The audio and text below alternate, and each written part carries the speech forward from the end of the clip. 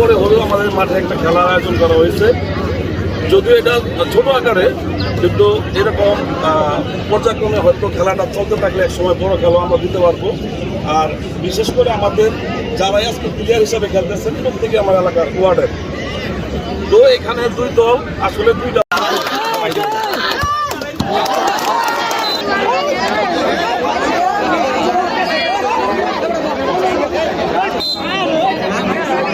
ঠিক